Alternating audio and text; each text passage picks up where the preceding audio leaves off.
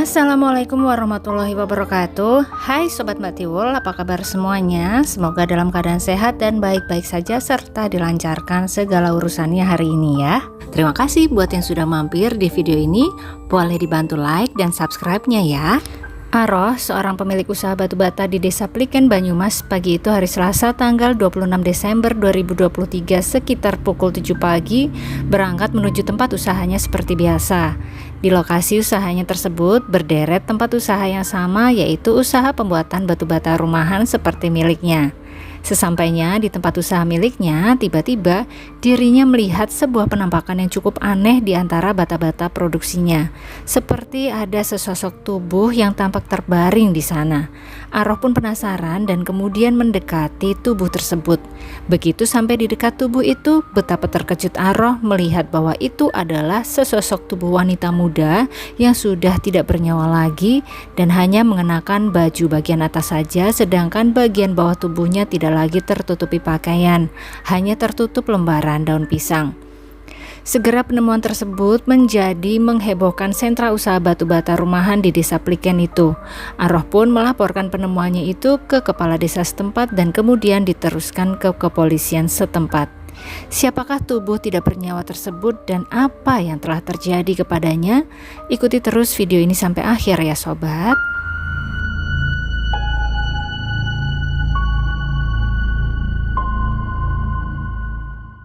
Tri Iluh Lentari atau biasa dipanggil Tari adalah seorang wanita muda berusia 21 tahun yang besar di Purwokerto dan kemudian menetap di Banyumas sejak tahun 2020. Dia sudah menikah dengan seorang pria yang sepantaran dengannya. Pria berambut warna pirang serta dada yang dipenuhi dengan gambar itu rupanya mampu memikat hati Tari yang cantik, imut dan berkulit terang ini. Akhirnya di tahun 2021 mereka pun meresmikan diri mereka menjadi sepasang suami istri. Dan atas pernikahan tersebut Tari telah dikaruniai seorang anak. Tari dan sang suami tidak tinggal serumah karena saat ini sang suami bekerja di Jakarta sedangkan Tari masih tinggal di Banyumas. Bagaimana status pernikahan mereka pun masih simpang siur ya sobat. Ada yang bilang masih menikah, namun ada juga yang bilang kalau Tari dan suami ini sudah berpisah dan masing-masing sedang dalam masa move on. Entah yang mana yang valid ya sobat, tapi yang pasti Tari tinggal terpisah dengan pria tersebut. Kalaupun benar Tari dan suami sudah berpisah, maka mungkin itulah yang menjadi alasan Tari untuk mulai berkenalan dengan pria baru lagi. Di mana sejak bulan Juli 2023 lalu Tari bertemu dengan seorang pria berusia 23 tahun, 2 tahun di atasnya ya, melalui Facebooknya. Pria tersebut bernama Sahrul Ramadan. Berawal dari permintaan perkenalan di FB Messenger, kemudian tumbuh menjadi obrolan yang semakin intens. Akhirnya mereka berdua pun melanjutkan ngobrol melalui aplikasi WhatsApp. Setelah beberapa lama ngobrol melalui aplikasi WhatsApp, mereka berdua akhirnya memutuskan untuk bertemu secara langsung. Tari dan Sahrul pun akhirnya sepakat untuk membuat janji temu di hari Senin tanggal 25 Desember 2023. Tepat banget di hari raya Natal berarti ini ya. Malam hari sekitar pukul 7:30 malam, Sahrul berjanji untuk menjemput Tari di lapangan Desa Sumbang. Dengan mengendarai sepeda motornya, Sahrul menepati janjinya malam itu. Mereka berdua tampak sangat menikmati malam itu dengan berputar-putar dan berjalan-jalan di area alun-alun Banyumas, membicarakan berbagai hal yang belum bisa mereka bicarakan melalui chatting di media sosial.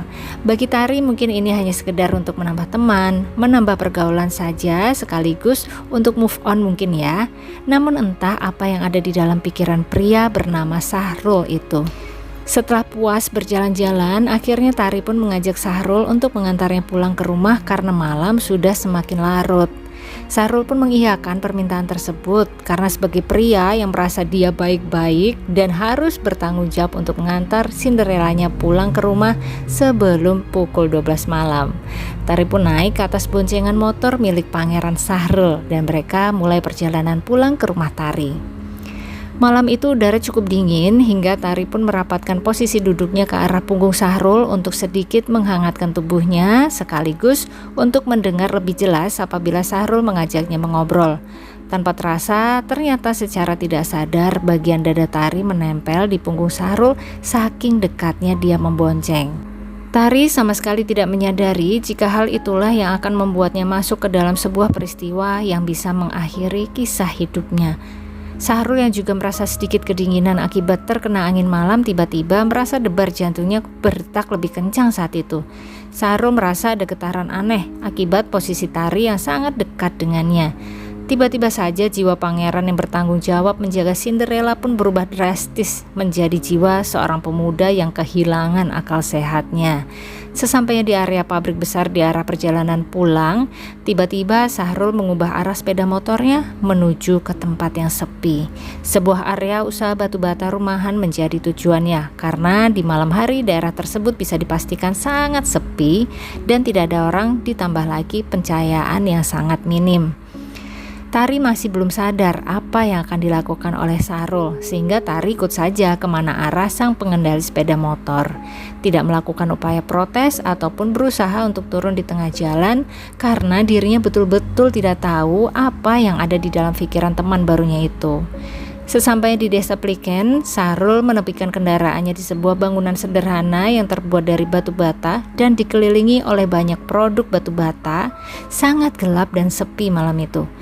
Tari pun mulai merasa kurang nyaman dan hendak menyelamatkan dirinya keluar dari area tersebut, namun ternyata kalah cepat dengan gerakan dari Sahrul yang tiba-tiba menyerangnya dengan tangan kosong namun penuh kekuatan. Diserangnya bagian dada Tari dan kepala Tari sampai akhirnya Tari terjatuh. Tidak berhenti di sana, Sahrul kemudian menggunakan helmnya untuk menyerang Tari kembali. Kemudian Sahrul juga mengambil sebilah bambu yang ada di sana, digunakannya untuk menyerang seluruh bagian tubuh Tari. Tidak hanya dengan tangannya, namun kakinya dia gunakan juga untuk menyerang teman barunya itu sampai akhirnya Tari tidak sadarkan diri. Masih bernafas, namun sangat lemah dan sudah tidak sadarkan diri. Ternyata Sahrul kemudian melepaskan pakaian bagian bawah Tari dan dengan begitu saja dia lampiaskan hasratnya yang sudah dia tahan sejak beberapa waktu lalu. Kondisi Tari saat itu sudah sangat tidak berdaya. Sahrul paksakan untuk bisa memenuhi hasratnya sampai akhirnya Tari pun kemudian menghembuskan nafas terakhirnya setelah Sahrul berhasil melampiaskan hasrat jahatnya itu. Melihat Tari yang sudah tidak bernyawa lagi, Sahrul tidak sempat berpikir untuk memindahkan tubuh tersebut. Dia tinggalkan saja tubuh Tari di antara bata-bata yang ada di sana. Namun ternyata Sahrul tidak hanya ingin menghabisi Tari dan meruda paksanya. Sahrul juga ingin melakukan perampasan harta terhadap Tari.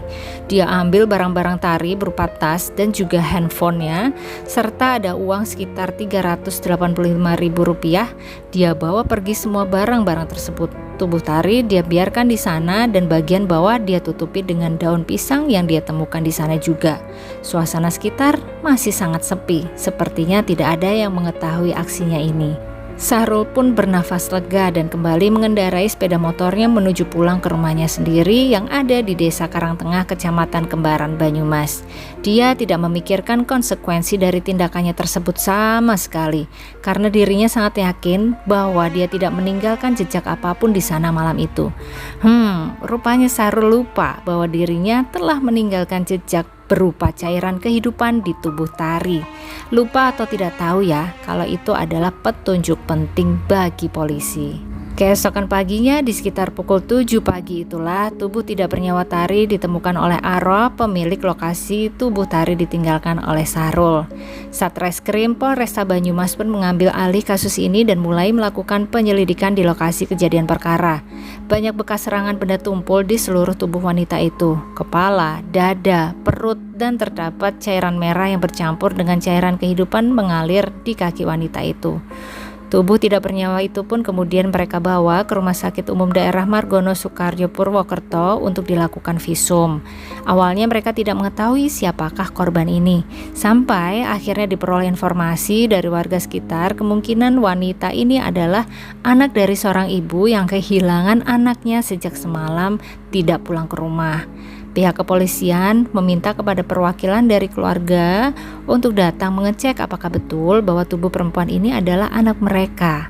Sesampainya di sana, sang ibu sangat mengenali ciri-ciri anak perempuannya itu, dan beliau juga langsung memberikan pernyataan bahwa tubuh tersebut adalah betul milik anaknya yang sejak semalam tidak pulang.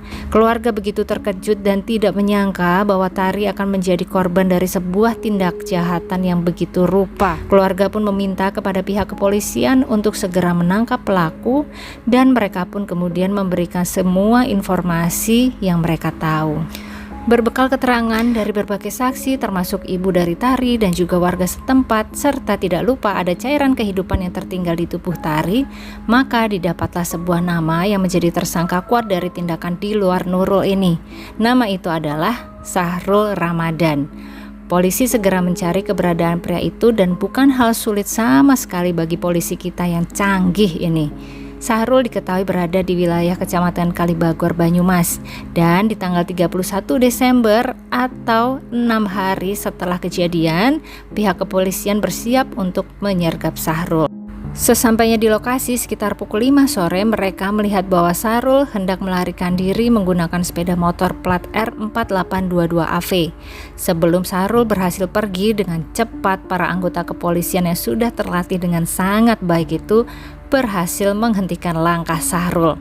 Mereka pun menggiring Sahrul ke markas untuk dimintai keterangan.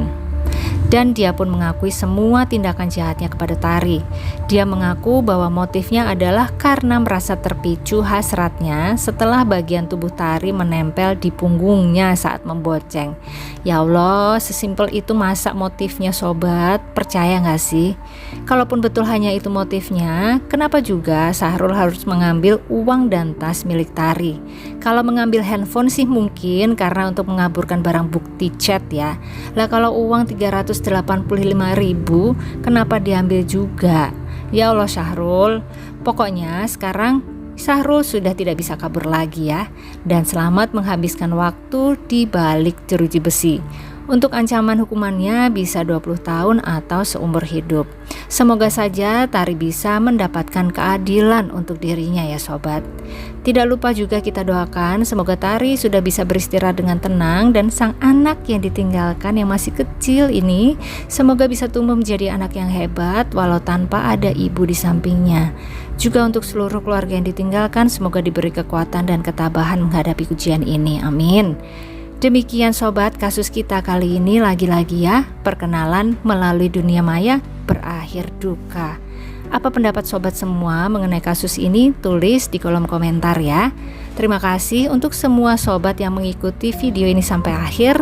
Jangan lupa like-nya kalau suka sama video ini, tapi kalau kurang suka atau kurang berkenan, boleh di skip saja ya sobat. Sampai ketemu lagi di video selanjutnya dan selamat beraktivitas kembali. Wassalamualaikum warahmatullahi wabarakatuh.